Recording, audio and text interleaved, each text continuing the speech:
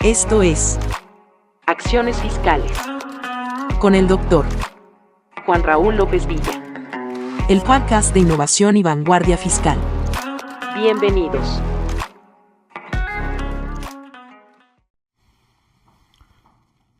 ¿Qué tal? ¿Cómo están? Muy buenas tardes. Es un placer estar con ustedes nuevamente y el día de hoy vamos a hablar de un tema que indudablemente aqueja al gremio de los contadores. Un tema que cada vez se vuelve más complejo y preocupante para el ejercicio de la carrera de contador público titulado. Esta referencia va en función de que cada vez la autoridad administrativa ha establecido más elementos, más herramientas, no solamente para sancionar el incumplimiento de presuntas irregularidades en el cumplimiento de obligaciones fiscales a cargo de los contribuyentes, sino también indirectamente ha establecido nuevas y verdaderamente complejas sanciones también para el contador público. Quizá a eso se deba que cada vez la matrícula en la carrera de contabilidad a nivel nacional, no solamente en la UNAM, sino incluso en escuelas privadas, se ha ido reduciendo. En este contexto entendemos que la autoridad ya ha determinado infracciones que implican sanciones de carácter pecuniario cada vez más altas y con ello afectando la esfera jurídica del particular en lo que consideramos ahora podría llamarse el derecho fiscal sancionador, que implica una sanción administrativa y que incluso puede llegar a afectar, por supuesto, la economía del gobernado, del contribuyente, del contador y que puede escalar incluso al tema de responsabilidades penales del contador público. Que por cierto vale la pena señalar que en próximas fechas estén pendientes, vamos a dar un curso sobre todos aquellos delitos en los que puede incurrir el contador público, derivado de toda esta serie de reformas que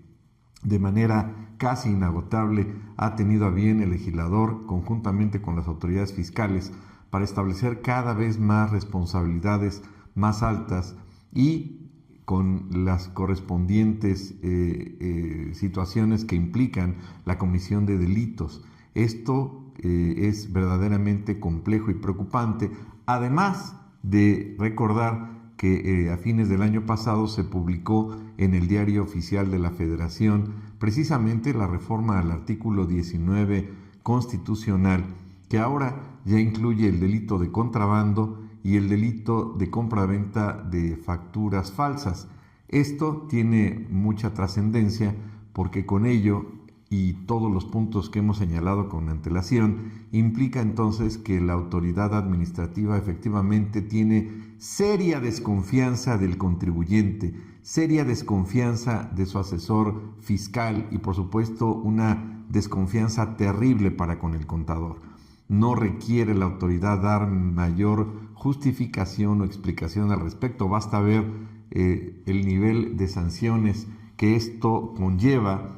en la aplicación de las reformas, particularmente de la que entró en vigor precisamente el 1 de enero de 2022. Y así podríamos empezar hablando en esta serie de capítulos que vamos a dedicarle a este tema sobre el artículo 197 del Código Fiscal de la Federación. Sí, nos referimos a esta obligación tanto del asesor fiscal como del contribuyente de reportarle a la autoridad lo que ahora se le denomina como esquemas reportables. Los esquemas reportables que van acorde con estas obligaciones inherentes al contribuyente que ha establecido la OCDE, derivado de las 15 acciones BEPS y que México ha tropicalizado a su manera, ha acomodado en el artículo 197 mismo que, como ya comentábamos, se publicó el día 12 de noviembre de 2021 y que entró en vigor precisamente el 1 de enero de 2022, a través del decreto por el que se reforman, adicionan y derogan diversas disposiciones de la Ley del Impuesto sobre la Renta, de la Ley del Impuesto al Valor Agregado, de la Ley del Impuesto Especial de Producción y Servicios, de la Ley Federal de Impuesto sobre Automóviles Nuevos y del Código Fiscal de la Federación, de entre otros. Esto conlleva una serie de responsabilidades para con el contribuyente y para con el contador, indudablemente. Y ahí es precisamente en donde se incorpora por primera vez el concepto y la figura jurídica novedosa que se le conoce como asesor fiscal. Desafortunadamente, el legislador tiene una habilidad verdaderamente increíble, diríamos envidiable, para parafrasear a Cantinflas. Y creo que es una gran virtud, aunque desgraciadamente si el señor Mario Moreno viviera, creo que pues, se volvería a morir nada más de leer estos garabatos que escribió la autoridad en el artículo 197. ¿Y por qué lo decimos? Pues porque el artículo 197, en su segundo párrafo, intenta de una manera muy desfavorable, pues tratar de definir qué es lo que significa o qué es lo que puede entenderse como como asesor fiscal. Y este contexto pues nos lleva irremediablemente a la figura de don Mario Moreno en su personaje de Cantinflas, ya que el segundo párrafo literalmente del 197 del Código Fiscal, que entró en vigor precisamente el 1 de enero de 2022, establece que se entiende por asesor fiscal cualquier persona física o moral que en el curso ordinario de su actividad realice actividades de asesoría fiscal y sea responsable o esté involucrada en el diseño, comercialización, organización, implementación o administración de la totalidad de un esquema reportable o quien pone a disposición la totalidad de un esquema reportable para su implementación por parte de un tercero. En esta tesitura, este intento muy desfavorable de la definición de asesor fiscal, pues no nos lleva a mucha claridad, ya que el mismo concepto o intento de definición pues contiene en sí misma el mismo concepto que pretende definir. Es como si dijera el legislador, se entiende por asesor fiscal, pues el asesor fiscal chato. Entonces, en esta tesitura, bueno, pues habla de que el asesor fiscal va a ser cualquier persona física o moral que en esta actividad ordinaria, en su actividad, digamos, normal, lleve a cabo actividades de asesoría fiscal. Por segunda vez repite el concepto de asesoría fiscal. De verdad,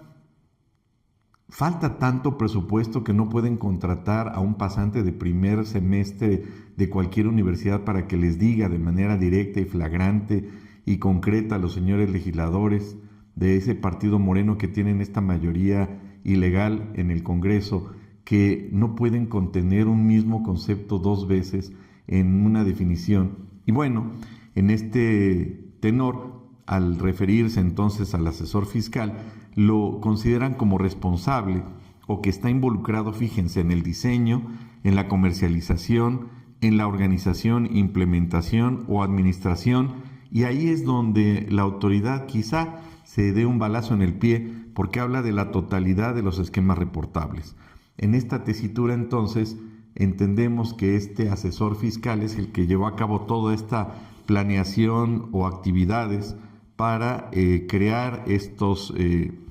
esquemas reportables, diseñarlos, comercializarlos, pero en su totalidad. Sin embargo,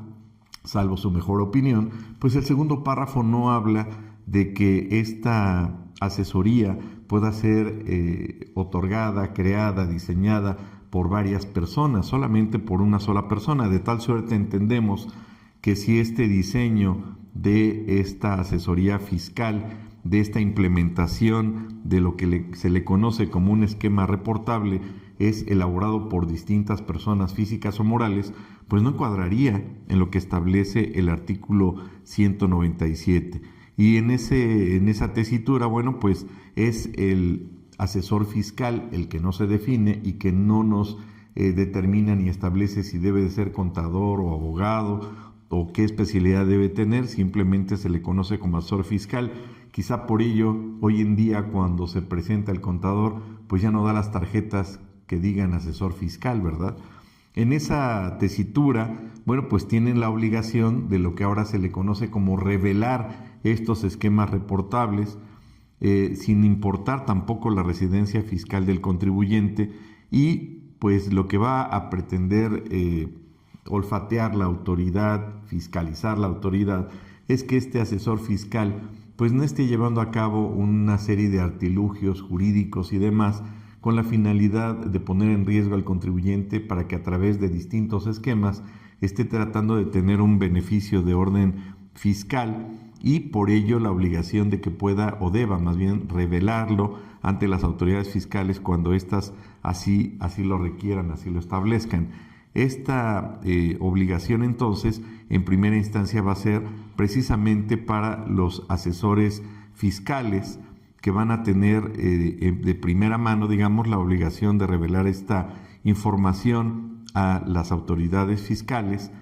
y con ello entonces evitar las sanciones o las posibles sanciones en las que pueda incurrir precisamente en materia